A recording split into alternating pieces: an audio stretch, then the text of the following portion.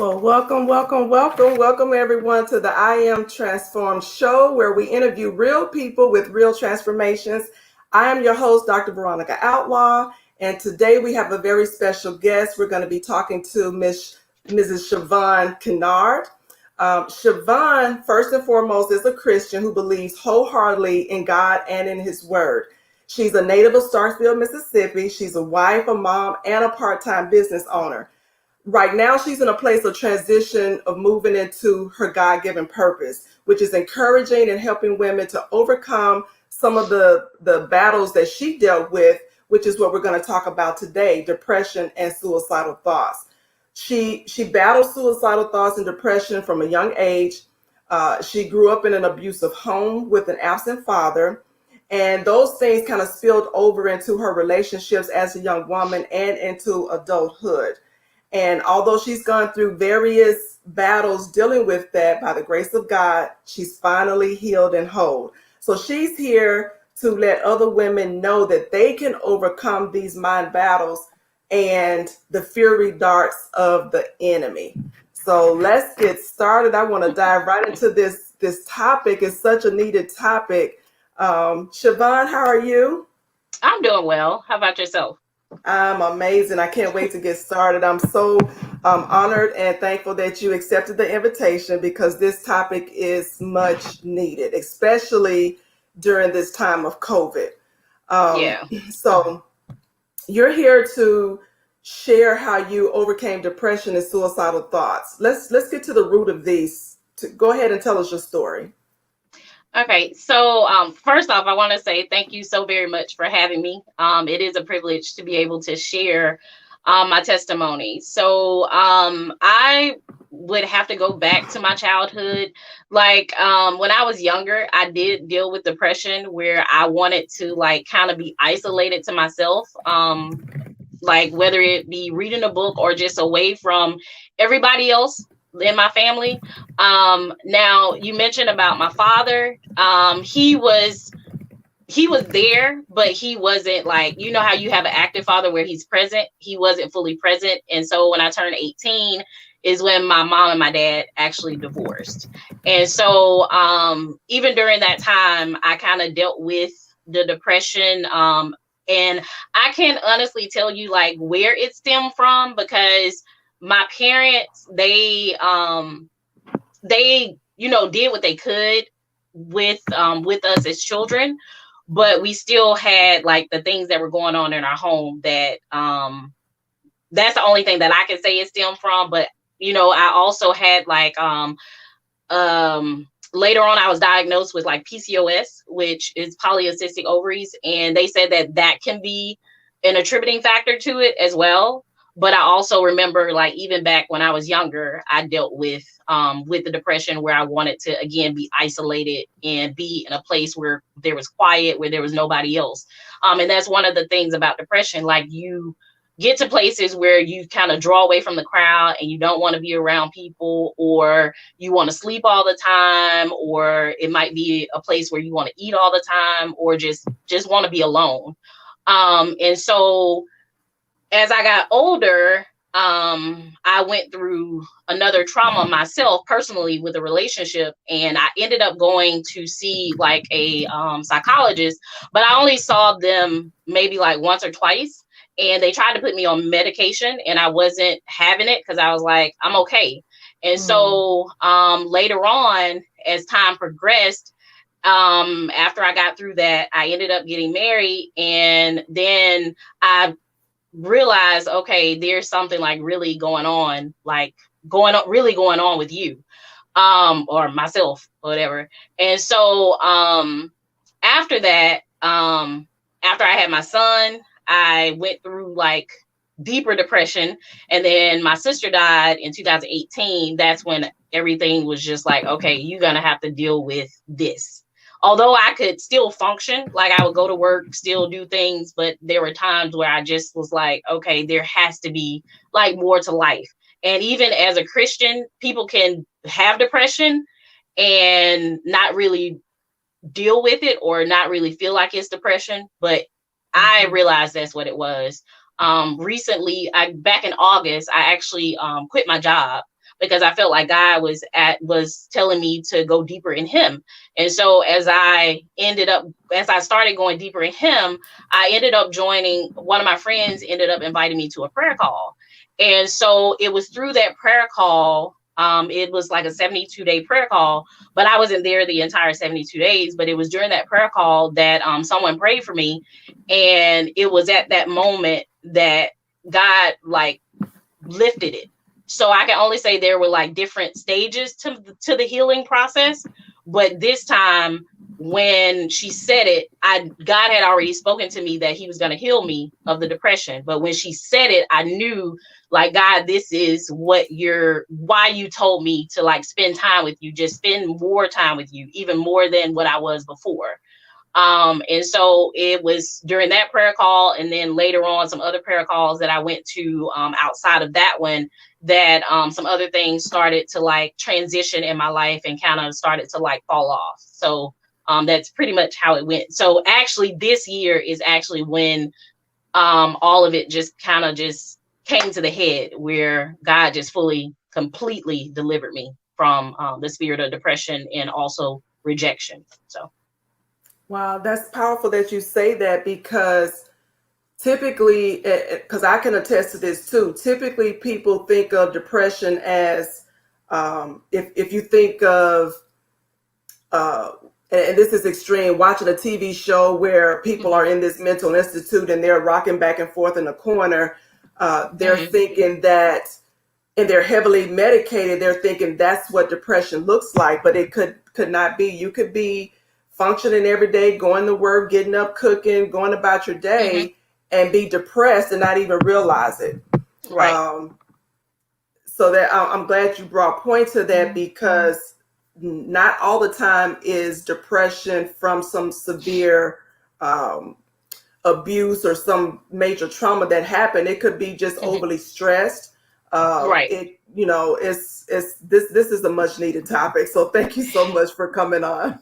And it's funny, like right when I left my job in August, I started having like some other medical issues, and my doctor was like, well, what's going on with you? And I said, well, the only thing that I did was I transitioned back into like a sales role, and I was under a lot of stress.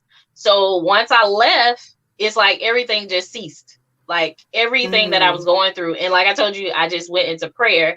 And as far as like the suicidal thoughts, like those came more so like when I started like going through the trauma. And then even when I was younger, like some of the things that I went through, like I was telling you about, like the abuse in my home, I kind of like suppressed like a lot of it. So I didn't really like fully like try to remember any of like my childhood. So it wasn't until recently, like I really started thinking back, like really thinking about my experience as a child. So I kind of suppressed all of that.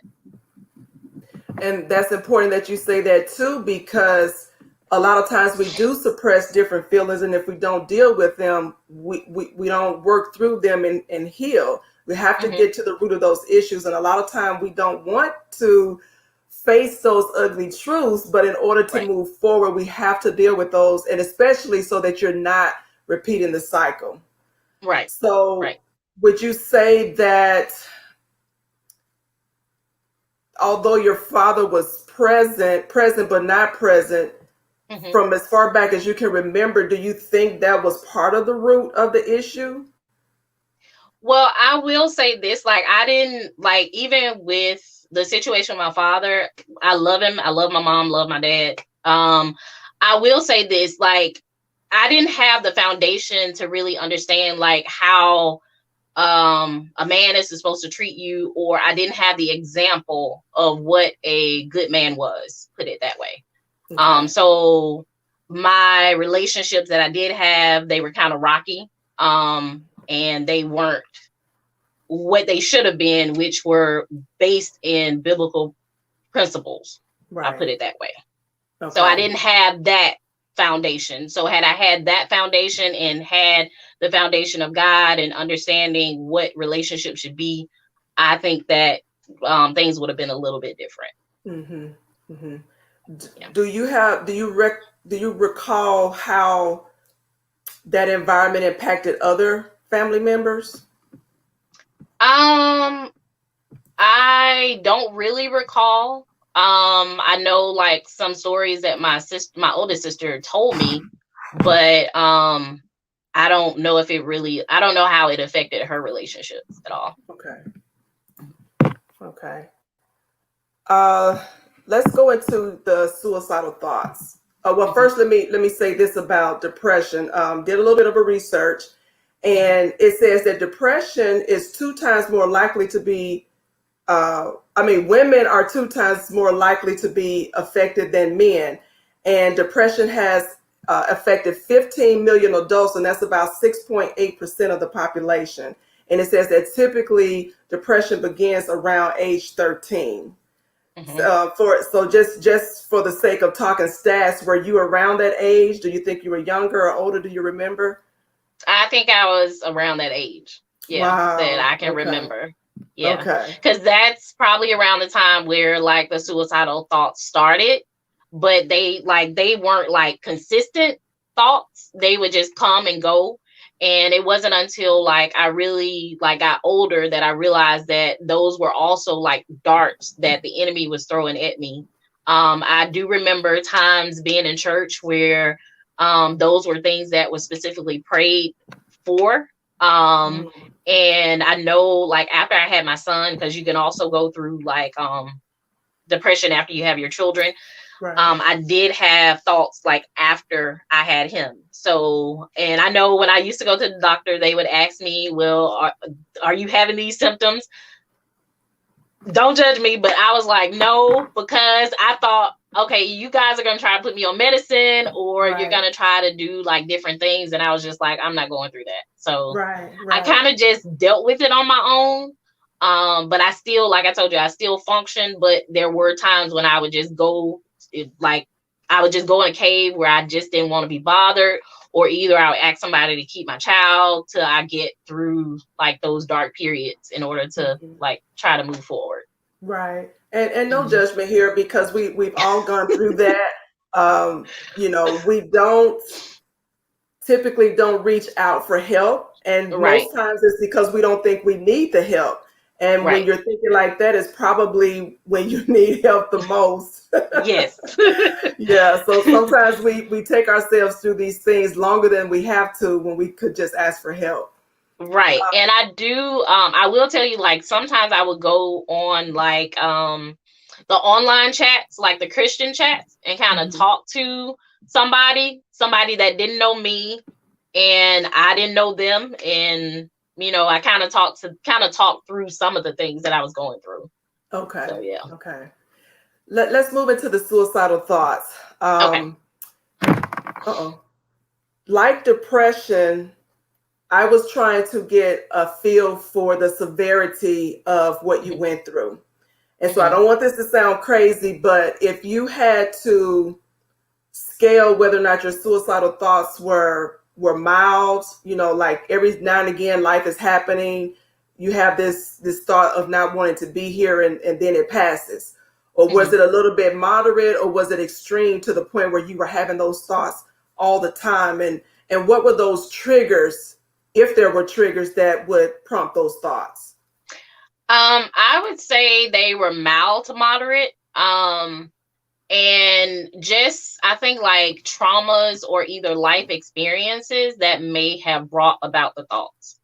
Like whether it be like a broken relationship or an argument or something like that.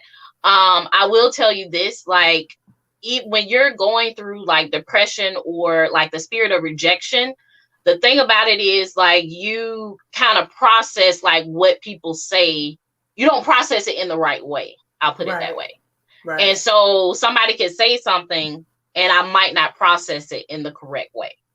Or before I didn't process it in the right way. And so once I like really started to like deal with the things that were going on inside of me is when I started to see like, hey, this is what's going on, and this is why it's being triggered. Yeah, that's vital that you say that too, because I have experienced talking to friends where I can say something in the most loving way. There was no no malice at all, and they would take it as an attack. Right. And so that's interesting that you say that, so that you recognize when people do that, that there's an underlying issue there, that they may need help. Right. So that, yeah, thank you for that. Yeah. Suicide, 4.8% of adults 18 years and older in the United States have had serious thoughts about suicide. And this is research from 2019. And this is the highest among young adults between 18 and 25. So would you say you were about that age range, or were your suicidal thoughts starting with the depression at around 13 or so? Or were they more after the birth of your son? I would say they started anywhere between 18 and 25, because that's when I was, in a relationship, and there were things that were going on, and so yeah. Okay. Can you talk about your daily living at home, where you would seclude yourself? Did anybody not notice that something may have been wrong, or they just labeled you as an introvert and Shavonne's okay? Do you mean when I was younger, or since I've been married? Well, both. Talk about that. Because that's important for, if a woman has gotten married, she hasn't dealt with these issues, and now you have a husband who doesn't know what's going on, So talk about the young Shavonne and the married Shavonne with, you going through those things, and whether or not people recognized it enough to say, hey, you need help. So I will tell you, like, when I was older, when I was younger, I think my mom kind of noticed, but she didn't. I mean, she would say things, but she didn't really like press the issue, because I would be like, okay, I'm okay. There's nothing wrong with me. My husband, when I got married, I think it was later on after we had got married that I'll put it like this.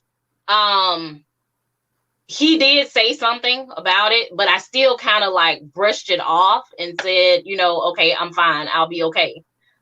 There were times, again, like even in my marriage, where I would be like, okay, I just want to be to myself. And sometimes he would leave me to myself, but other times he would be like, no, you need to deal with you. So, yeah. So it was a struggle. I will tell you that. Okay. And, when did you get to the place where you felt, there's a problem? You initiated the thought of, I need to get help. Because this is just like an alcoholic. We can tell people all day long that they're, alcoholics or addicts or whatever the case, but until they accept it to get help, they probably won't.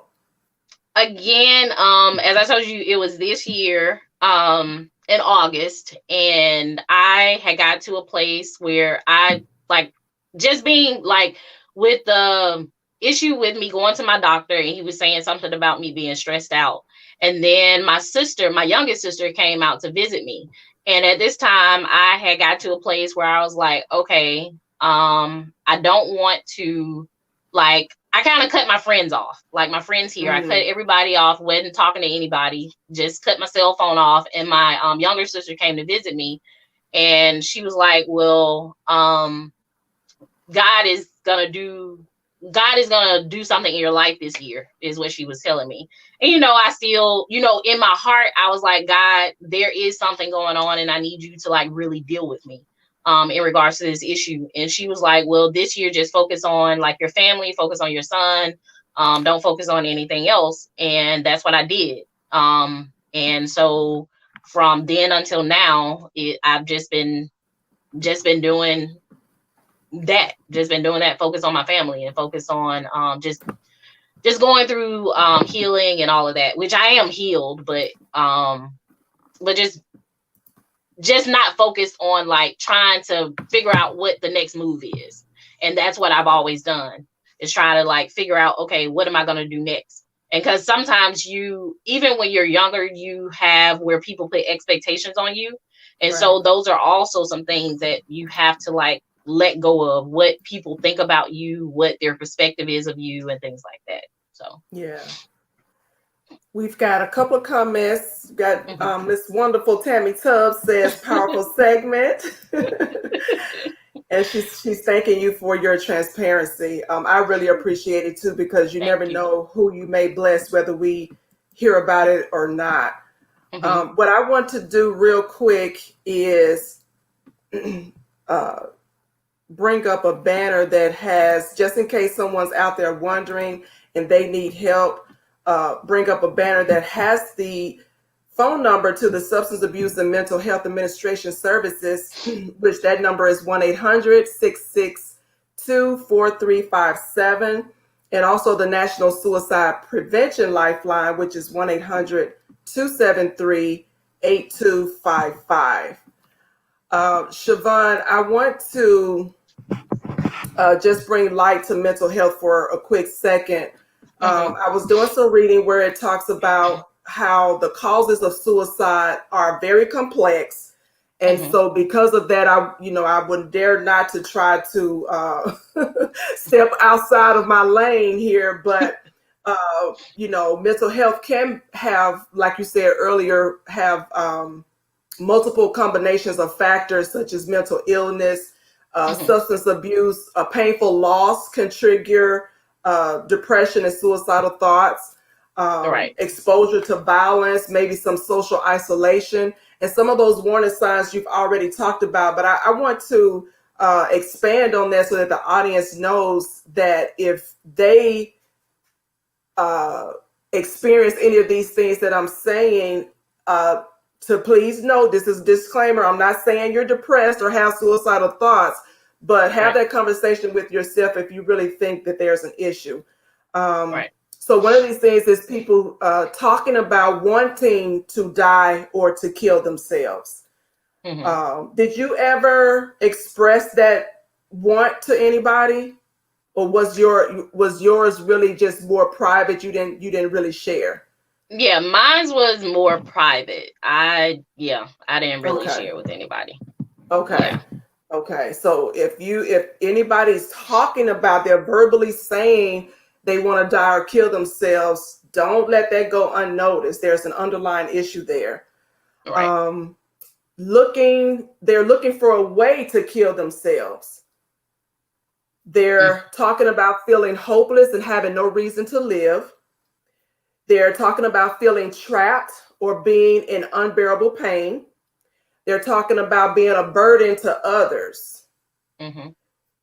increasing the use of alcohol or drugs.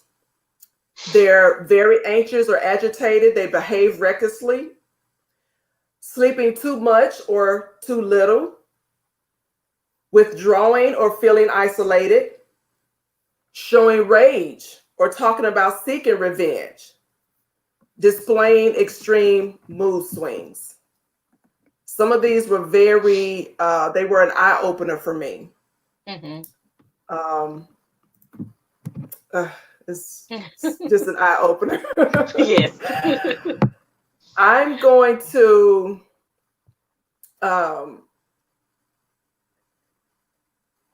you talked about your journey already from, you were an adult by the time this happened. Mhm. And so was the actual journey from the place where you had that interceding prayer over you, or Mhm. were there some other things that kind of happened in the mix? Um. Yeah. Again, like I said, like even when I got saved, I did get prayed over for it. Um. And these weren't things that I actually like expressed to these people. This is just things that I know that God revealed to them. Also, um again, just like I said, like the online chat where I talked to somebody and started talking to them about it, but it wasn't like a consistent like communication with like a counselor or anything like that. So it was Okay. just the prayer and my own prayer and just me reading the Bible that God like really began to help me. And like for me, again, it was just like different um points in my life where there were things that were like coming off that I could, that I experienced myself. So I don't know if there's like a like there wasn't a counselor that I actually like specifically talked to. Okay. Put it that way. Okay. You quoted on your form, which I thought was powerful. You said, despite our obstacles, we can function. But when we really fully release our lives and the hurts that we experience to God, we can operate at our God-given potential. How and when did you get to that point? Was that all this past August? Yes, this year. Wow. This year. Yeah. And I know it may seem strange to some people, say, well, why did you go through it that long? It's because, like I said, it was like I thought I was healed. Like I honestly thought I was healed until everything just came to a head. And once everything came to a head, it was like, okay, this is I know is like the full healing. And even with the different prayers, there was a young lady, she was like, well, don't go back to that place. Just don't go back to that place. Because it's like your message says, from darkness to light. That's actually what it is. It's like you're going from a place of darkness where your eyes are covered, and then once you get to the light, it's like God, it like opens it up, and you can be in church and you can know scripture and you can believe wholeheartedly in scripture, and then you can still be dealing with battles because you maybe, like I said, I suppressed mine, or either maybe because you haven't like really opened up. And I know, like, even with my testimonies, the testimonies that I haven't like shared them with a lot of people. And that's part of the healing process also. Is like being able to share like what you're going through. And I know like everything that I have gone through, that is for somebody else that's out there. Right. And you also have to be careful who you share what with. So Right. It's got to be a person you trust. You can't share your thoughts and feelings with somebody who's judgmental or anything like that. So that's powerful.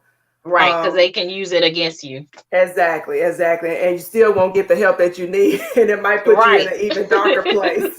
Right. So so I'm not quite sure how old you are, but would you say that's probably been over 20, 25 years from the time you were 13 to now? You've lived in this space, in this darkness for that long, and not feeling like anything's wrong. And you know what, when we are so immune to the dysfunction that we experience, it becomes our norm. And so, and typically that's probably why people don't think anything's wrong, because it has become their norm. And I'm sure that you experienced that. Because I think, like, going back to what you said about the triggers, is only like when you have those triggers that you're like, okay, I feel kind of off. And then you kind of get back to yourself, and then you're like, okay, you keep going, and then something else happens, and then it's triggered again. And so that's the kind of experience that I had. Like, I would be fine, and then I would have triggers, and then it would go back to that same place. So yeah. Were you in jobs or taking on too much? Were you overly stressed?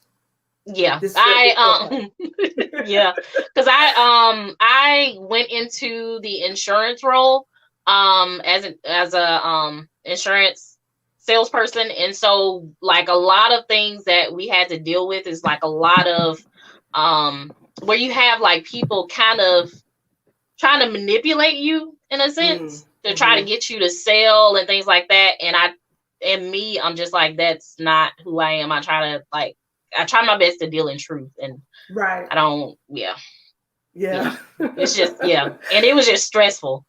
And so every time I would try to go that route, it's like something would happen, and it's just, I think people should pay very close attention to how they're feeling when they're working on jobs or overextending themselves, overcommitting themselves. I used to work a couple of jobs where it got to the point where I would be fine when I got up driving to work, but as soon as my foot hit the pavement, I just went down. And when you're going to work like that every day, there's no relief, and it's just Oh my God, it was so many health issues that and I used to be one of the ones who would oversleep. I was always so literally tired, and I would go to the doctor. All my levels would be fine. Right. But as soon as I resigned and got another job, everything was fine. So pay attention to those things where you're in environments that you really, really hate. And don't stay there too long. Life is, we have a life that that is worth living, Right. and not struggling every day. Right. Pursue those things that you really love to do and want to do. Serve. I mean, whatever that is for you, go after that. Life is more than working a job that you hate. So Regine says, go ahead. No, go ahead. No, you go ahead. Regine says, when you describe what you went through, such as withdrawing from crowds, wanting to stay in bed, people can equate that to being an introvert, and it can actually be depressing. So she thought that was an eye-opener. Yes. And you know what? I am an introvert. I'm not an extrovert, but I am an introvert. And so that can confuse it as well. Like she said, It can be confusing. Right. Yeah.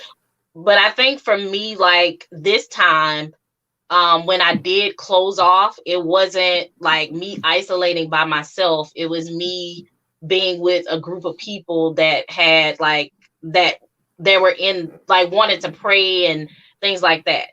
So it wasn't like me just closing off to myself this time around. Okay. Ernest says, I can relate to Sister Shavonne. I grew up without a father as well, but he wasn't a father figure to me because he never was around. And around the age of 12, I used to feel depressed because I couldn't enjoy the things that other kids were enjoying. I felt like I wasn't worth being a part of society. Wow. I'm speechless. Speechless. Ernest is a huge supporter, awesome man of God. And so he shares, and he knows the importance of sharing, because he has a strong testimony too that I hope he comes on this show and shares. But he always gives glory to God for where he's been and where he is now. Thank you. He also says, when being around other kids, I didn't feel that I belonged in the places that they occupied because conversations that were sharing concerning their father, I had nothing to contribute. It made me feel like nobody. Yeah. And sometimes you do feel like you don't belong. Like, you can be in conversations with people, whether it be when you're a child and you're younger, or whether it be like you working in the work environment, or whether it be you in church. You can sometimes be in a place and you don't feel like you belong. And then for me, it was like when I didn't feel like I would belong, I would start going, as some people say, going in my head, and started thinking like all these kind of thoughts, and just unhealthy thoughts that the enemy would try to throw at me. And yeah. I've been in that space too, where I'm in a room full of people and I felt like I was by myself. Yeah. Right. Felt like a fish out of water. Right. Christy says, normalizing depression, stress, low self-esteem, and etc. is what keeps us blind. Absolutely. Absolutely. So Shavonne, I don't see where we have any more questions or comments from the audience. So what I'm going to do is end with you sharing with us any tips, any advice, any tips that we should be aware of when we're dealing with other people who may be going through depression or having suicidal thoughts. And the second part to that is any advice to that person who will see this and want to reach out to those people who need help. Okay, so the first part you said, any tips, any last tips that you can give the audience about depression or suicidal thoughts? Just mainly the things that you spoke of, like the warning signs. Just pay attention to the signs. Again, like I said, I put off thinking, at first I'm not dealing with depression, but even like I told you, when I went to the doctor with my son, my doctor started reading off like all these things, and just don't be in denial. Just don't be in denial. Even if you have to talk to a friend, even if you have to find somebody you can talk to in private that doesn't know you, you don't know them, just begin to like express yourself or let it all out. If you get to a place where you feel like you're gonna like really harm yourself or really harm somebody else, then you really want to like really seek and talk to somebody before it gets to a place where you do something that you will regret. So that's what I will say. But most importantly, I would tell anybody to have a relationship with God and pray and continually to like read your Bible, reach out to anybody that's in ministry that you can talk to, that you can confide in, that would be willing to provide you like sound counsel, is what I will say. Shavonne, I'm going to let you speak directly to Regine. She's brought up a wonderful question here. She says your story is worth sharing with the Gen Z generation. They play around with terms like I hate it here or I want to die. And I hate it because my 16-year-old says these things all the time. Now, Shavonne, you have children. Mm-hmm. What would you say to Regine so that she can help her daughter? What I would say is probably like try to find out like what exactly is she dealing with? Like what's going on with her, like her thoughts, or evaluate her friends. Just asking her like what type of relationship she has with her friends, or find out if there's anything else that's going on, is what I would say. Because for me, I think like when I was younger, like my friends, they were people that would make like jokes and kind of say things, but we're kids, we didn't know any better. But then those things kind of play on your mind, and you want to fit in, but then as you're younger, you're growing, but you're still trying to process some of the stuff that people might say. And especially now with social media and things like that, you never know like if somebody's bullying or things like that. So that's what I would say. Just try to find out what's going on, or have a conversation to figure out what's going on with her. Right. And I would also say to Regine and anybody else is to make sure that you as the parent is in a whole place as well. Right. Because if you need help and not realize that you need help, there's no telling what type of energies or behaviors and all of that you're transferring to your children. If you're not speaking life over yourself, and this is what they hear, then this will be the result. So definitely pay attention to your children, and definitely pay attention to yourself, and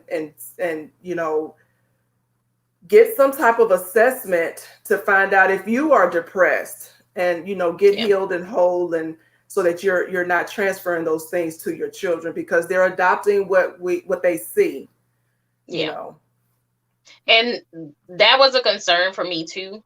Like I was telling you, after my sister passed away, like during that time, that's when I went into my darkest place. Because I was still trying to like deal with my own emotions, but dealing with that was like so unexpected, to the point where I was just like, this is like too much. Mm-hmm.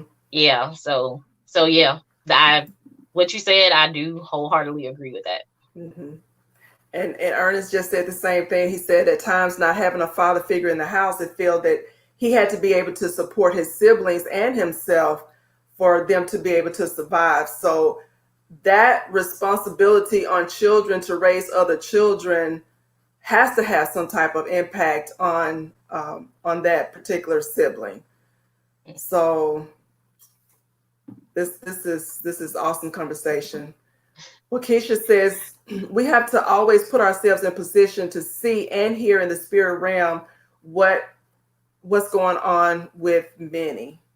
Mm-hmm. Absolutely. We get so busy in our lives every day that we don't pay attention to what's going on with our neighbors or our friends or family. Right. You know, we're so busy we don't even take the time out to take care of ourselves, let alone other people. And so I've really gotten to this place of peace in my life as well. Having these past few conversations with these interviews has really brought to light that I need to be more aware of the people that are in my circle, and not just let the busyness of every day get in the way. Yeah. And I think for like this year, because a lot of things have come to a standstill, I think now people are really looking and evaluating like themselves and just things that are going on around them. Mm-hmm. So I think that's one thing too. Yeah.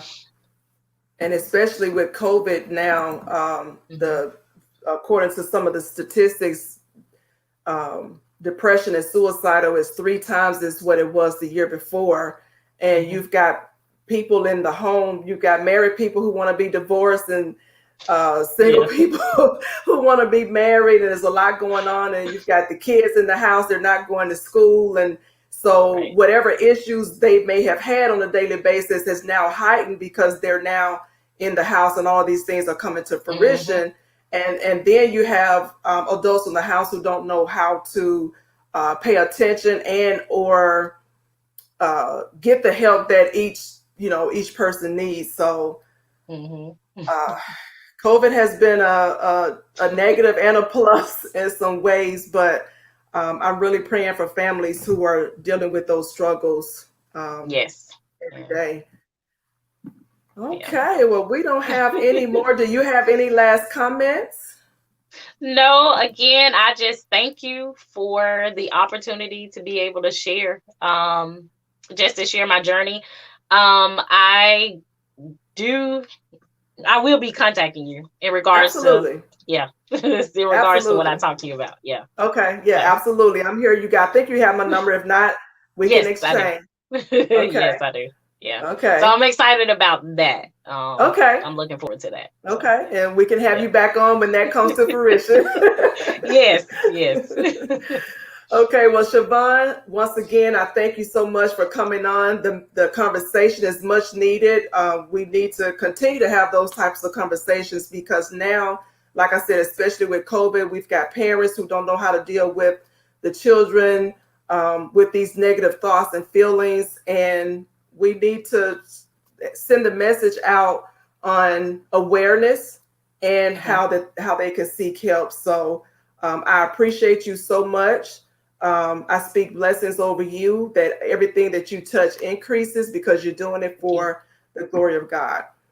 So with that said, if you would hold on after the broadcast for just a couple of minutes. But to everybody else, thank you for tuning in. We have another session on Friday. I forget the time right offhand, but this is a young lady who's going to be talking about how she paid off $90,000 in debt in 3 years. And she's a single lady. She's not married. So I won't spill the beans, but tune in for Friday and some more sessions to come after that. And again, thank you all for your support. Any feedback is welcomed. And God bless you all. Until next time. Bye.